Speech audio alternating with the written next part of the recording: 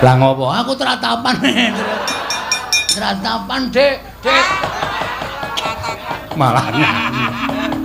Ayo. Saiki kowe ngecah apa? Truk. Truk. Wangsulana, Truk. Lah piye? Ora patek wani nek ngene. Oh, jire ora kene. Wong kene wis kebacut nyegur kali, maju ya klebus, mundur ya klebus. Lah kowe beda pedomahe karo aku. Lah piye? Iki ora pangling kaya Panakawan Petruk kelawan Panakawan Bagong. Wah, pancen bener. Apa rumangsane kancane? Piyayi kok dijak salaman. Ya ngawur kok kowe. Dikipatke to tangane. Tanganku cocok ku pancana kae. Jaluk dit. Nggih. Tatu ora, metu getihe. Ganti rugi ra. Lah terus kudu suntik. Wah, njaluk dit. Ah, Petruk mbadarke senengane. Petruk dalem Padhararja sapraptamu. Pangestunipun Sinuwun Prabu Puntadewa wilujeng nering sambikala bekti kula kunjuk sinuwun. Iya Petruk ndak tampa pangestuku tampanana kula pundi nggo jimat paripe dayanana ing kasantosan. Panakawan Bagong Padhararja sapraptamu. Berkah pangestunipun Sinuwun Prabu Puntadewa wilujeng sowan kula tebih saking Rubeda. Iya Bagong sesuk meneh nek ngadhep ratu kuwi nyembah. Oh nggih. Ratu kotok jak salaman. Keakraban sinuwun. Aku ora.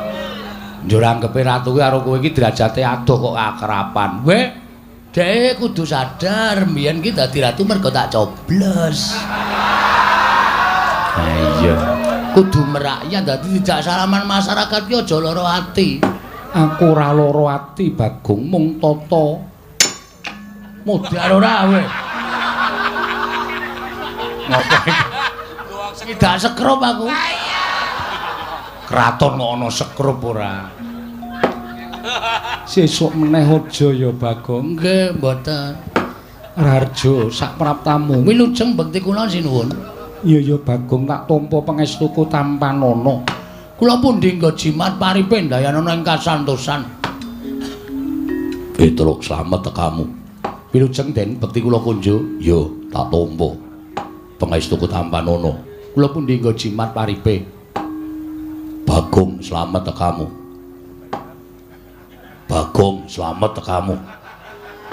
Gong ora gawe masalah. Jak salaman ra gelem e. Lah wong piyayi kok tok jak salaman ora gelem. Semaur sing apik. Mengaturipun Ndara Werkudara wilujeng bekti kula kunjuk. Yo. Penakno. Pun penak.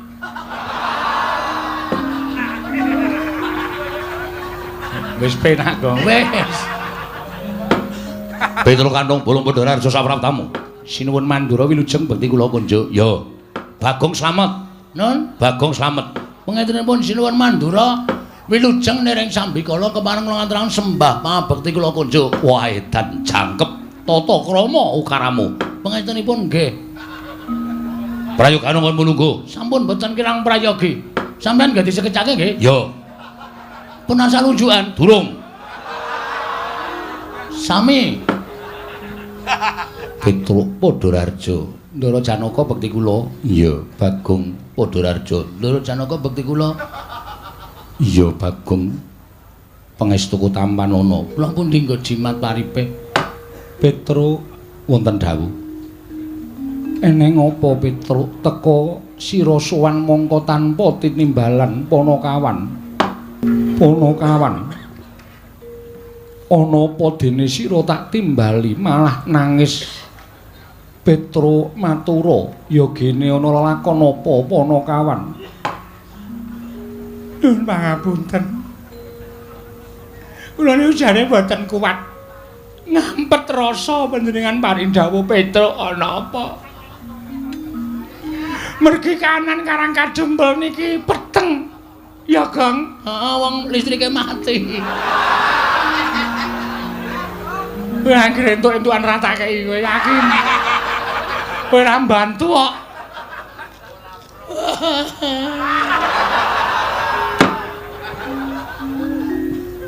Peteng sebabe apa? Merem. Sik, menengo sik. Engko tak nehi kalodangan, tak nehi wektu ndagelo sak pol-polmu. Niki meneng sik. Siap. Paham? Paham. Diem. Oke. Menak entuk dum berdua. Mboten kanyono-nyono napa sinuwun Puntadewane mboten mireng kabar. Ora Petro, Ndara Werkudara mboten mireng. Ora. Ndara Janaka mboten mireng. Ora Panakawan. Pun anten sesasi niki bapak niku gerah. Syukur, mula nek mangani sikatan. Bapak niku gerah. Pun bapak niku ora iso napa-napa ming nglekar teng amben. Nek didelok niku ragane kaya wis ora duwe nyawa ming mripate kedap-kedip. Pun bola-bali kula bali Bagong niku mbudidaya goleke tamba ning ora ana sing iso nambani karo bapak. Mula kula gentenan kalih Gareng kalih Bagong niku nunggu bapak. Bareng ngonten bapak niku dek malam Selasa kliwon niku tengah wengi niku dehem monggo biasane ngombe niku kudu diselang. Niki lho nek mboten percaya buktine Bagong niki sing sok nyelang. Maem ya wis ora iso, mimik ya wis ora iso. Bola-bali ming ambegane saya sero ngorok teng mriki niki mergo kean udut. Iya. Lah tengah wengi malam Selasa niku bapak niku paring dawuh kalih kula, kalih Gareng, kalih Bagong. Bapakmu dawuh kepiye? Destun temen Pandhawa nganti ora ngerti ento Kakang Semar nandhang raga. Werkudara Kakang Semar lara banget. Wah, Petro ora wadul, ora matur karo pepundhen Pandhawa. Lagi saiki kowe matur. Petro mbok ya sowaning Madukara. Kok kebangetan temen Kakang Semar nandhang gerah kok kowe ora matur karo pepundhen. Repot. Sibuk. Lah saniki kula matur bapak niku paring dawuh. Truk. Kowe sowan ning pepundhen Pandhawa. Aku nyuwun pepundhen Pandhawa rawuh ning Karang Kadempel 5 cacahe sinambi mundi pustaka Jamus kelima sada. Ngoten niku. Ora kena gotang Pandhawa kudu jangkep 5. Ndara Puntadewa, Ndara Werkudara, Ndara Janaka, Ndara Klasdewa, Ndara Puntadewa mundi pustaka Jamus kelima sada kuwi dadi srana mbok menawa nggonku Waluya Nirmala Temah Jati, Jati Temah Mulya ngoten niku. Mula sowan kula mriki diutus kalih bapak supados mboyong Pandhawa gangsal cacahipun rawuh wonten ing Karang Kadempel sinambi mundi pustaka Jamus kelima sada. Sakaken bapak Ndara awi kula derekke rawuh teng Karang Kadempel sinambi mundi pustaka Jamus kelima sada jangkep Pandhawa gangsal. Nek panjenengan mboten rawuh teng Karang Kadempel yakin bapak mesti sedo. Ya Kang. Mergo bapak wis mboten gadahi kekuatan babar blas. Pun kula Yasin keping 3 lho. Nek mari ya bek mari, nek sehat ya gek sehat. Ning ora ana undhane babar blas. Winganane bengi Dek Petro mboten nonton kalih Gareng ya mboten nonton kula wis omong karo bapak, Pak, mati ya mati ning warisan didum sik. Aduh paraimu lho kowe. Aduh Pak Genti. Lho. Bapakne kok ngami-ami warisan supaya aja nganti congkrah, Tru. Bapak wis kaya ngono wis ora iso piye-piye. Nek bapak ngerti sek ngono ya. Piye lek arep ngedum warisan? Kowe mesti malak, Gareng kae meneh, arep cilik ning Mecakil kae. Mesti apa-apa dihaki. Aku entuk apa? Aku ki mung wong sarwa ngalah. Omahe mung manggon ning pawone bapak aku ki. Ya mesake kok. Kowe njaluk bapak ora tau dikeki. Petro dalem mundur sikik. Mundur kok. Lah. Ngapain? Ratu dilungguhi sikile ora? Sorry. Ora sengaja kok ya. Salahe nang kono. Loh, dhisik aku. Oh iya, Ding. Apunten. Kowe tak jarwani ya Petro. Nggih. Yen to bapakmu mbutuhake Pandhawa 5 cacahe dina samengko ora kelakon. Lho. Sebabe Mara sawangen. Kadangku ingkang mapan ning pepungkuran iki etungen cacahe pira? Ditunggu. Ji, ro, lu, pat, mo. Lho kok 6? Iki rasa. Kowe kok nang kono ta yem? Ngisru-ngisruhi pikiran kowe. Minggir. Ora wayahe kok ceniningan nang kono. Tunggal kalih 3 sekawan. Udu, jiro lupat. Lho, kok mung papat, Tru? Papat kok. Kok namung sekawan? Kowe tak kandhani ya Petro. Nggih. Kadangmu utawa pepundhenmu ya kuwi Yayi Sedewa ninggal praja. Lho, sebabe merga didukani kelawan bendaramu Njodipati. Lah kok iso didukani sebabe apa? Merga Sedewa nggondheli pustaka Jamus kelima sada. Lah pustaka ajeng dipotong pundi? Disuwun ngampil Koko Prabu Ndarawati. Lah kok Sinu Ndarawati ora ana? Petro ora seru-seru. Aku nek tok oyak kaya ngono ki gendandapan Petro. Ratu gendandapan. Merga Koko Prabu Ndarawati rawuh ana ing negara Ngamarta nyuwun ngampil pustaka Jamus kelima sada. Pandhawa nyaosake marang pusaka marang Koko Prabu Ndarawati nanging mung Sedewa ingkang nggondheli. Oh, dong kula. Dodok seleng perkara kula wis paham. Dadi Ndara Sedewa niku nggondheli pustaka Jamus miyang jimat klima sada. Merga ajeng disuwun ngampil Sinuwun Prabu Ndarawati. Lah Sinuwun Prabu Ndarawati alasane napa? Dasaripun napa kok nyuwun ngampil pustaka Jamus klima sada? Merga Ndarawati ketaman pegebluk. Bisane waluya yen to tinumbalan pustaka Jamus kelima sada. Terus alasane Ndara Sedewa ora ngentukake merga pusaka kuwi dadi pusakaning Pandhawa lan pusakaning para kawula. Pustaka kuwi penguripaning para Pandhawa. Yen Pandhawa koncatan pustaka Jamus klima sada, wong kang ora seneng marang para Pandhawa nggone bakal gawe sengsaraning para Pandhawa angel pijet poe ngranti suwe banyu sinaring Petro. Oh bener. Bener niku. Mula pusaka niku aja nganti pisah karo pepundhen kula para Pandhawa. Pusaka niku mboten pusaka bain-bain. Nek Pandhawa koncatan pustaka Jamus klima sada, Pandhawa niku dadi ora duwe kekuatan, apes kekuatane. Nek ana wong sing ora seneng karo para Pandhawa, gawe cintrakaning para Pandhawa niku angel mijawa nganti suwe banyu sinaring niku pas. Ngendikane Ndara Sedewa niku bener. Mula Sedewa tumuli nggondheli. Lah niku bener. Nanging ngertiya sing nyuwun ngampil pustaka Jamus klima sada kuwi Koko Prabu Ndarawati. Koko Prabu Ndarawati ki sembaning para Pandhawa. Nek cara kula mboten nyawang sembahan.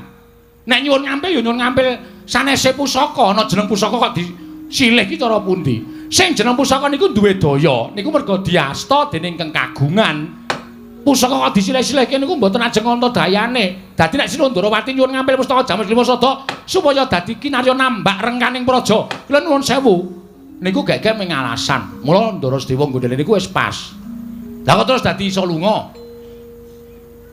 Merga didukani karo bendaramu Njodipati. Ndara Werkudara. Iya, Petro. Terus karo bendaramu Werkudara ditundung lunga. Minggat, ngoten. Iya, Petro, kowe kok ngerti. Lah biasane Ndara Werkudara niku karo anak-anak ya ngoten niku kok. Antasena tukake rokok, ora gelem, Pak. Minggat. Wonten niku wis biasa kula niku wis weruh bola-bali wong kula ngomong Ndara Werkudara kuwi cilik nganti gedhe kok dadi kula ngerti lagak lagu lageane. Dadi Ndara Sedewa niku lunga saka negara Ngamarta merga Ndara Werkudara. Iya Petruk Gong. Ana masalah iki. Piye? Ndara Sedewa lunga, Pandhawa ora ganep 5. Masalahe kok lunga? Lah kowe iki ngrungokke ora? Aku turu Kowe iki ngantukan. Anggere ya iki ngantuk aku nek bar jam 12 ora ngantuk to. Oh. Mergo Maling. wah.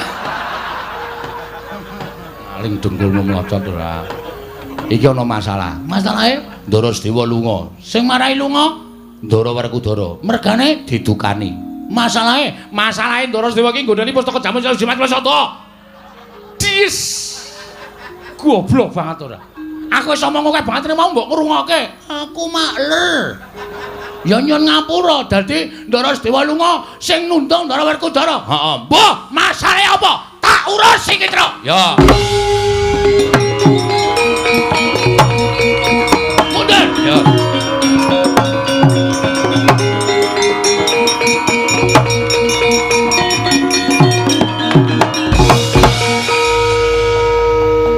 Kula tak takon karo sampean. Wah, Bagong wong edan. Karo Bendara nuting-nuting. Sampean ngaku aja goro. Satria iki nek goro cetel kasatriane. Perkara apa? Kowe nundung Sedewa, ha. Kowe nundung Ndara Sedewa apa ora? Wah, iya. Dasare apa aku tak takon? Sedewa wani karo aku. Dikandhani ora nggugu, aku wegah duwe dulur yang dikandhani ora nggugu. Tak tundung minggat. Terus saiki nek nganti Ndara Sedewa minggat, Pandhawa ora jangkep 5. Monggo Semar loro, isane mari nek Pandhawa rawuh 5, cacahe ning Karang Kadempel. Nek nganti meng 4. Nek nganti Semar, endi Pandhawa? Jira lupat teksek ngono piye? Hah? Ora mikir to kowe? Kula kandhane nggih, Den, Pandhawa niku aja nganti godang. Merga Pandhawa niku nuwun sewu, 5 cacahe iki wis ngrambangke dhewe-dhewe. Ndara Puntadewa kuwi nuwun sewu.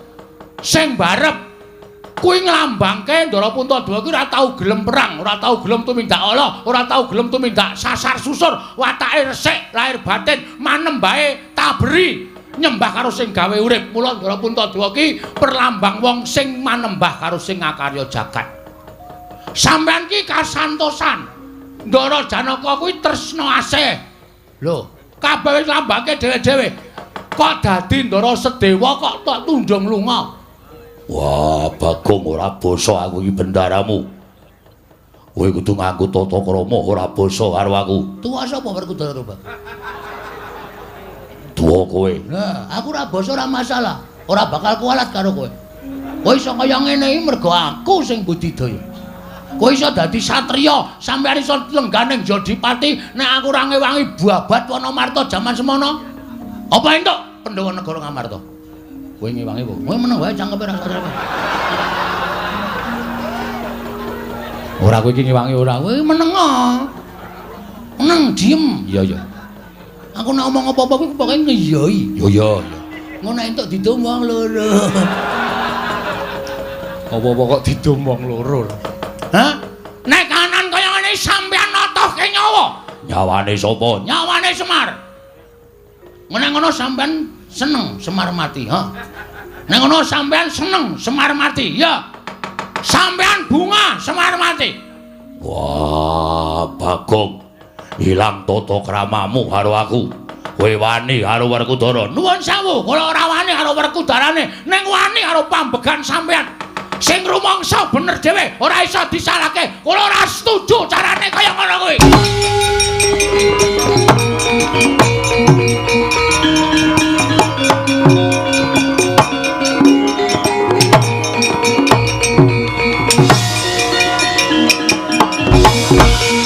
Jane rasa rene kok kono wae. Lah ngopo? Aku tratapan. Tratapan, Dik. Dik. Malah. Ayo. Saiki kowe ngecah apa? Truk. Hmm. Truk. Wangsulana, Truk. Lah piye? Aku ora patek wani nek ngene iki. Oh, jire ora kene. Wong kene wis kebacut nyegur kali, maju ya klebus, mundur ya klebus. Lah kowe beda pedomae karo aku. Lah piye? Aku nek nyeblong kali ndodok sik. Kok dugang ora. Kersane pripun? Ora usah nyuli karo Bagong. Wah, yen pancen ora trima karo lungane Sedewa, mergo tak tundung. Anak-anake Semar ngopo? Nuwun sewu, mbangane kula kelangan bapak. Lho kula mati teng negara Ngamarta kula wujuti. Yo metu njaba. Oke, Tru. Ora sembrono lho, Tru. Ndara Werkudara. Lho wong kendeli ngene iki go wis bacut nantang ora kaya kowe iki nantang kok mundur iki ngopo kuwi. Nek kaya aku wis bacut nantang ngene iki iso luleh. Mbangane kowe karo aku kelangan bapak. Nek nganti Ndara Werkudara ora iso nemokke Ndara Sedewa, ora kersa goleki dina iki. Oh, rame-rame lantas malang-malang putung. Gecek ndas. Wah, gecek geti metu njaba.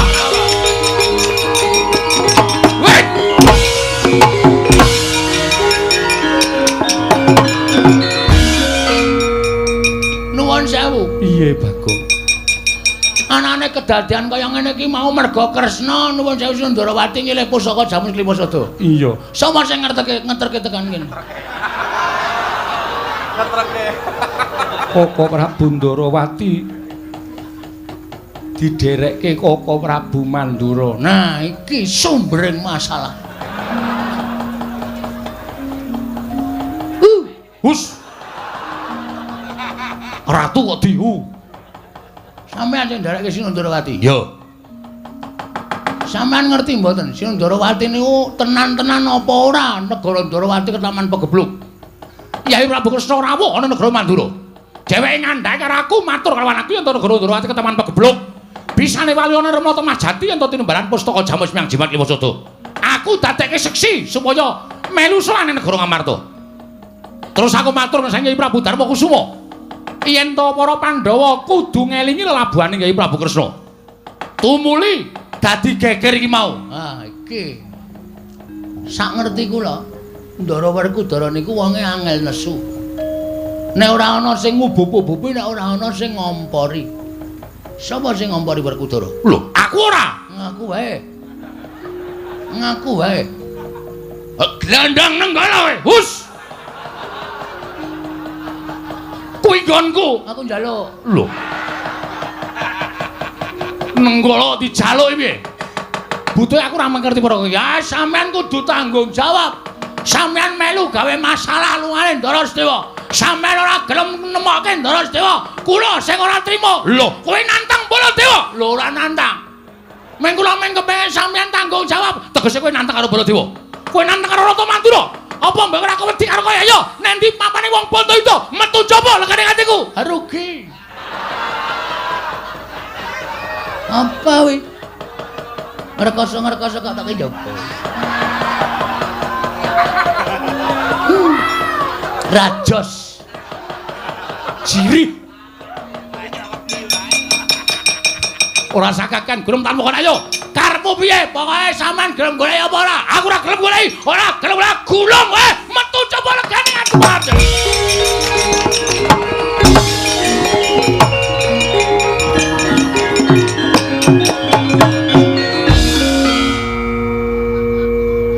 Bagong, Nun.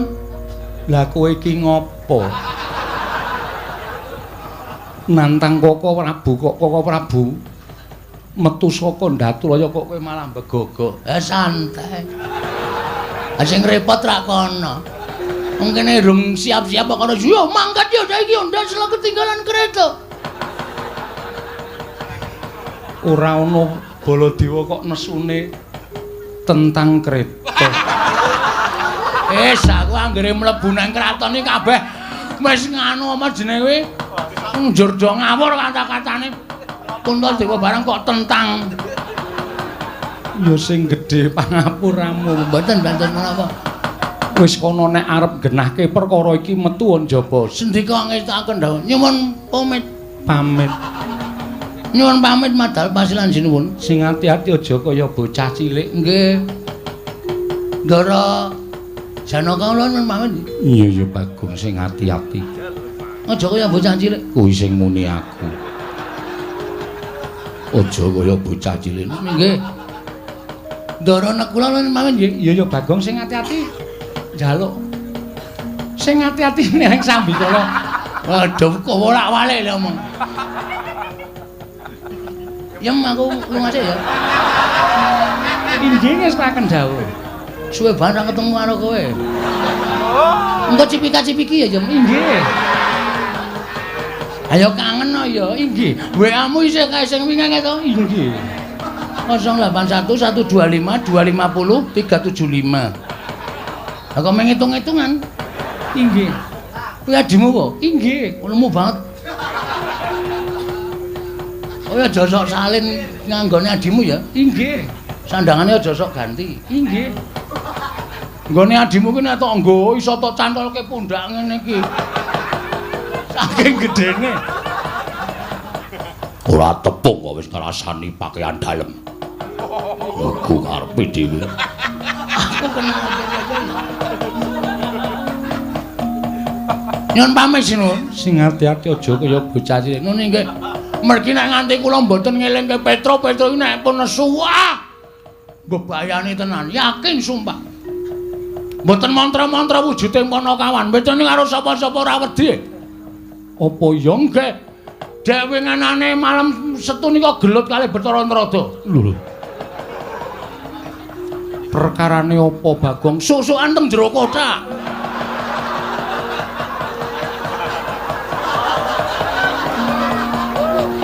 Kok iso Enggak ora weruh. Dosare kabeh. Bathara Narada niku musuh Petra disadol, rame teng jero gludak-gluduk. Sing damekke nggih kula. ya wis syukur yen to kaya monggo. Nggih ngoten mawon nggih nyuwun pamit. Iya ya sing ati-ati. Bareng. Iya. Pun ya Ndara Janaka. Iya ya sing ati-ati Bagong. Ndara Sembadra sehat to? Sehat. Ndara Srikandi. Iya ya waras Bagong. Syukur. Pun ya Ndara kula. Iya Bagong sing ati-ati Nun nggih. Oh iya nah. Nggih.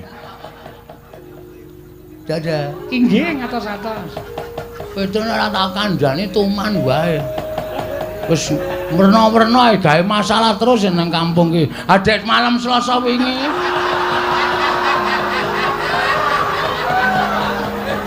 Malam Selasa ngopo? Ora do ronda. Remi dolanan iku mengitungan kok kancane do ditempilingi. Nek mboten kula pisah ajur sak kampung. Kula terus mlayu saka omah tak eleke, "Truk, iso meneng ora?" Langsung lingguh. Petruk wedi karo kowe Gila. Oh iya. Nggih mun ngoten mawon nggih ngabari tok. Iya. Njing ampun gawe anu tatu atine Petruk. Iya Bagong. Nggih pareng. Iya. Monggo. Iya Bagong. Pun Ndara Janaka. Iya sing ati-ati. Ndara Abimanyu sehat to? Sehat. Ndara kula nyuwun pamit. Iya sing ati-ati Bagong. Oh iya nak. Nggih sing ati-ati cerewet wae. Tonyo modar wae. Durung entuk-entukan dilokke. Pun ngoten mawon nggih sinuwun. Iya sing ati-ati. Nune nggih mengke ndak selak Petra malah gelut kali Ndara Baladewa. Ya nek Baladewa menang, nek nganti kalah napa mboten mirang-mirangke ing atase Ratu Mandra niku Ratu Digdaya Sekti kalintang jayane perang kok nganti kalah karo Petra. Ha iya to? Iya. Ngoten nggih? Iya. Are. Iya.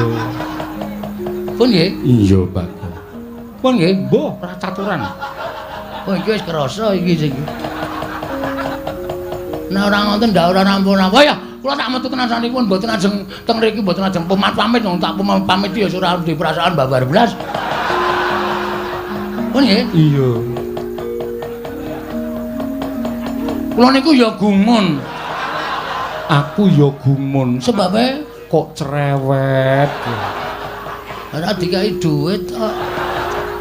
Bagong Ratu Lenggah Sriwaka ora nggawa prabiya. Waduh. Ndara Janaka, Mengko yen wis tekan Karang Kadempel tak paringi. kapan? Ya mengko mesti tekan kono, Bagong. Ndara kula Kan duwe. tegas iki aku seneng nek tegas niki malah seneng. Nek wong tegas ki sing kere tetep kere, sing sugih tetep sugih. Ngono kuwi karepku. Nggih sampun nyuwun pamit madal pasilan. Sing ati-ati aja kaya bocah cilik. Nun nggih, pareng nggih. Iya.